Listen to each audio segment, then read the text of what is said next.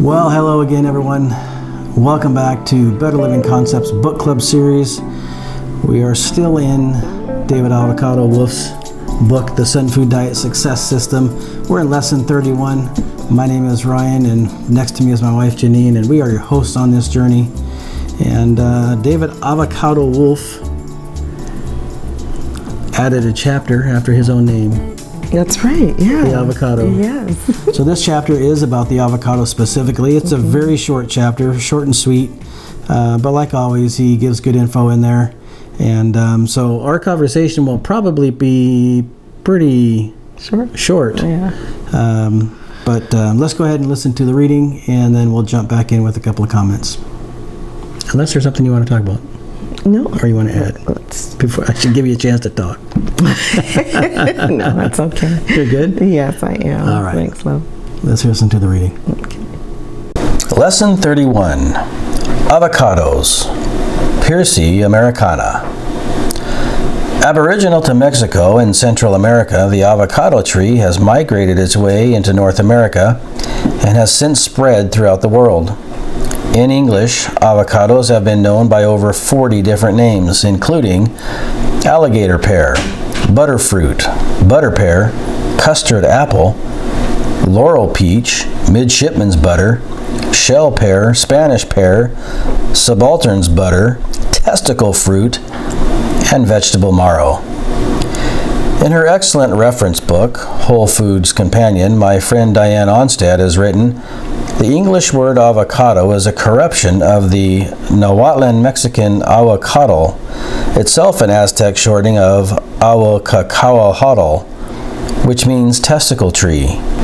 The Aztecs explained that their avocado was given the name not only because the fruit resembled a testicle and grew in pairs, but because it greatly excited sexual passion.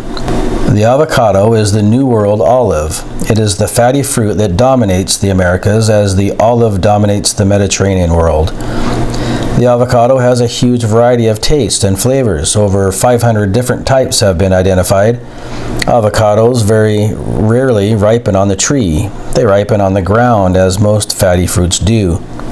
Each variety in and upon itself is very sensitive to environmental conditions and picks up a superior taste when grown in mineral-rich soil and is left to ripen naturally. Some of the heavier varieties, such as Reed, Cannonball, Pinkerton, etc., should be left on the tree for at least 1 year to allow their true oil content to set in. Avocados are rich emerald cream. The gentle flavor, high-fat content, smooth texture, and natural oils within them make avocados an ideal beauty food and an excellent baby food. There is no doubt about it, avocados are the best transition food from a cooked food diet to a raw food diet. Fatty raw plant foods are remarkably satisfying. Fatty foods in general, nuts, seeds, coconuts, avocados, olives, durians, etc., transition you from cooked foods to raw foods. They are the bridge. The avocado is in ascendancy right now worldwide. More and more people are discovering its secrets. You want to know how powerful the avocado is? The avocado can help save the human race because avocado fat replaces meat and dairy fat. The avocado replaces resource-depleting animal products in the diet.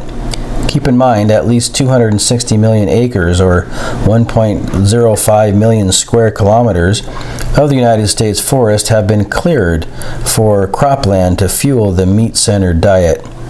The percentage of U.S. topsoil loss directly attributable to livestock raising is 85%.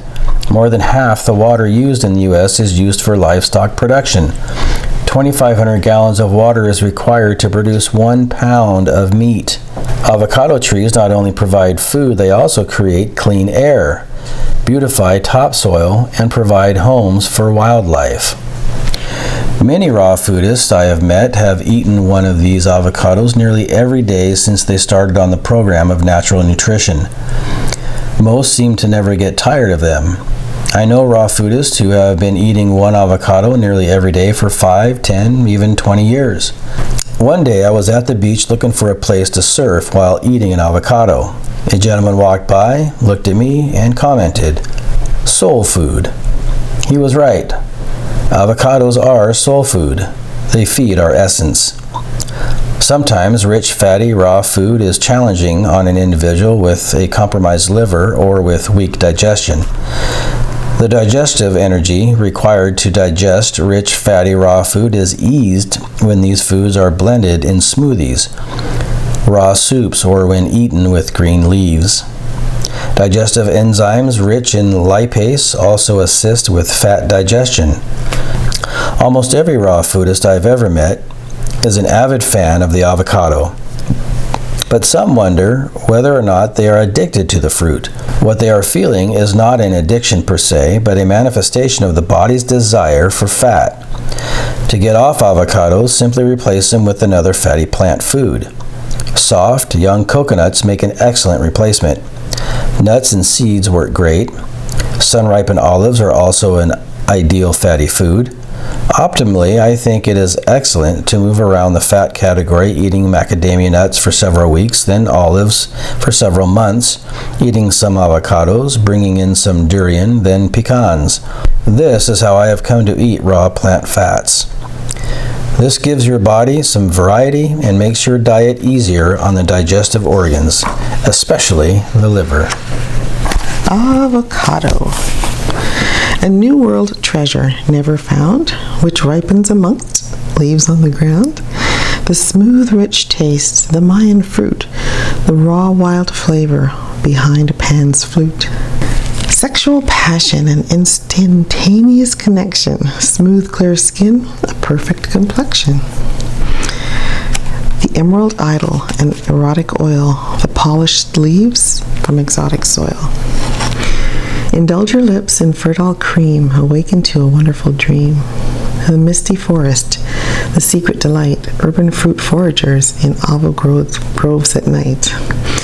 They gaze upon the twilight sky as silver jewels sway nearby. The bass, the beat, the tribal drum, the sunfooder singing, "I've got to have one." The dictated cry that thin is in can never bring forth the beauty within. Fat's where it's at, says the tribal man. A filled, luscious body is nature's plan. Sensual compassion, the avocado transition, the jungle fruit has come to fruition. The searching masses with food to burn, perhaps one day will listen then learn that the golden secret of El Dorado may be found within the avocado. All right. Well, as we said, short and sweet. What'd you take? What'd you take Lots away? of information about avocados. From an aesthetic perspective, is what kind of has stayed with me through that. Just the shape of it, the connection. We can talk about it. Connection just to male anatomy. Yeah. It's interesting that he really brought that out, and that culturally, that's been such a thing. So. Yeah, it's actually pretty interesting. I mean, so there is some thought around the idea that it might be a bit of an aphrodisiac. Is that the idea also? I think I need to. So anyway, we can edit. So yeah, the.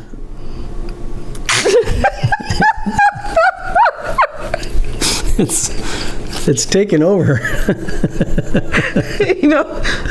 It's like I need to be able to speak freely. I can't be stymied.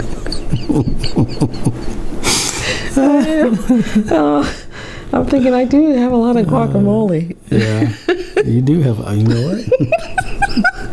You do. I need to keep up. Oh my goodness. Okay. So he referenced this book, which he calls an excellent reference book, Whole Foods Companion by Diane Onstad. Definitely want to look into that. Yeah, I'll put the link in. Yeah, so see what she has to say. But of course, she mentions here the actual name or the original name from the Aztec. I'm not even sure I can pronounce that. Ahuacacauahatl. Well, I mean, you did a pretty good job in the reading. I got it out pretty well. Which means testicle tree. Yeah, and that's just by the way of the nature of what it looks like when it grows. So it's just interesting. Comparing it as a New World olive, I thought that was interesting because you don't really, I mean, I don't see them as the same, you know. There's so much more,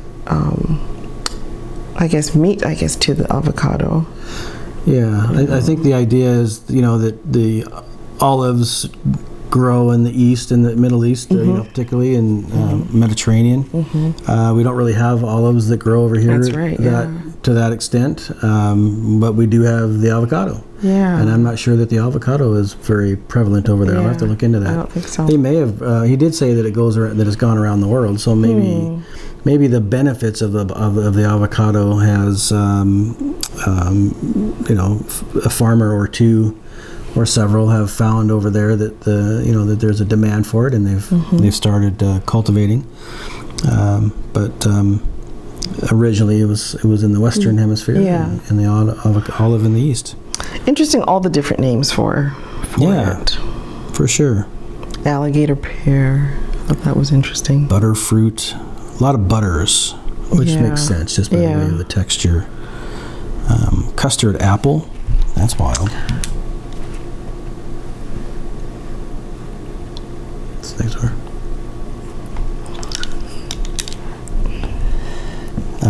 So yeah, just lots of different names there. Over 500 different types. 500 different types have been identified. That's interesting too. And that they very rarely ripen on the tree. Yes, I hadn't even thought of that. Yeah. So they ripen on the ground. As he says, most fatty fruits do. They would ripen on the ground. So interesting there.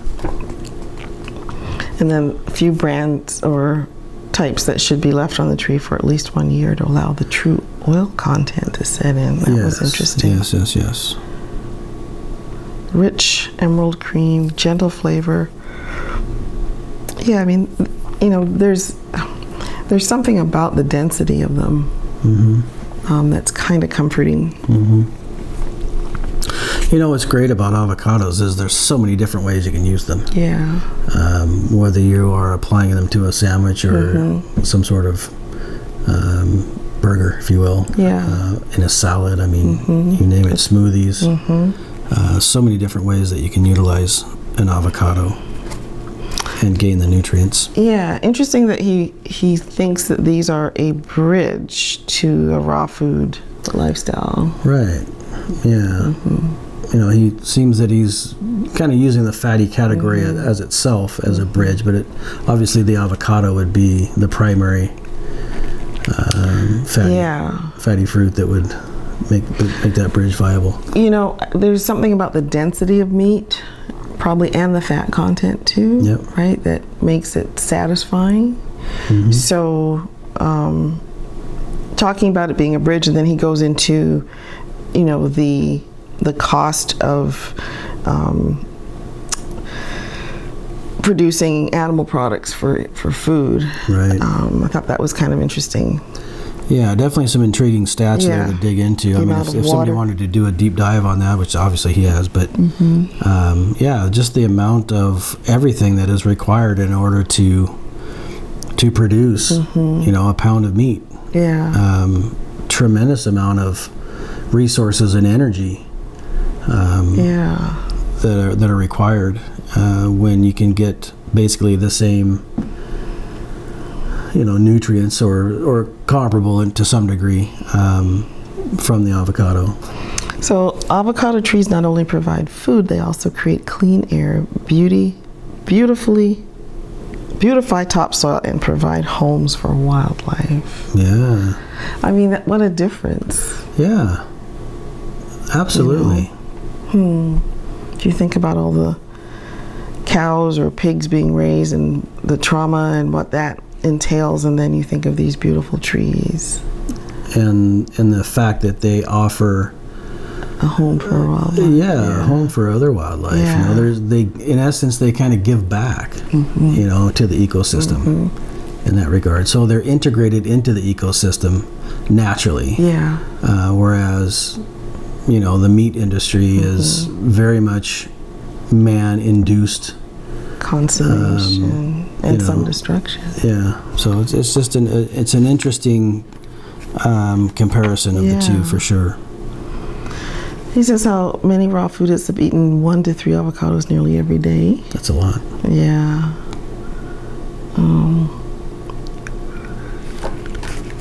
Kind of funny. He was at the beach. At the beach, that guy said, soul food. Yeah. One thing he notes here, though, that you know you might want to be a little careful on.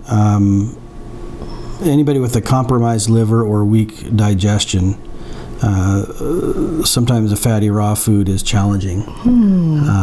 So just be aware that, you know, of your body and what things are challenging and not challenging, or, you know, if you think something might be, then certainly do the research required before you know, add something to your diet.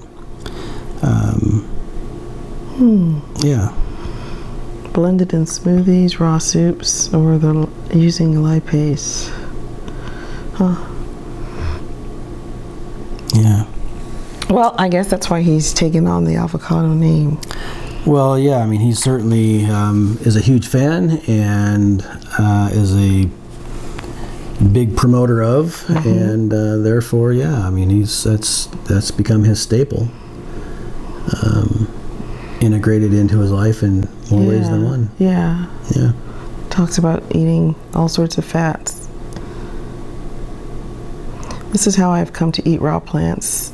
Fats. This gives your body some variety and makes your diet easier on the digestive organs, especially the liver, when he alternates some macadamia nuts for a few weeks, etc. Right. Nuts and seeds. Yeah. I thought the poem was really kind of cool too. Yeah. He's actually a pretty good poet. Yeah. He's got some natural talent there for sure. I liked perhaps one day we'll listen and learn that the golden secret of El Dorado may be found within the avocado. Yes. Yeah, good chapter, good lesson. Yeah, short and sweet and quick and good info, and eat lots of avocados, you know.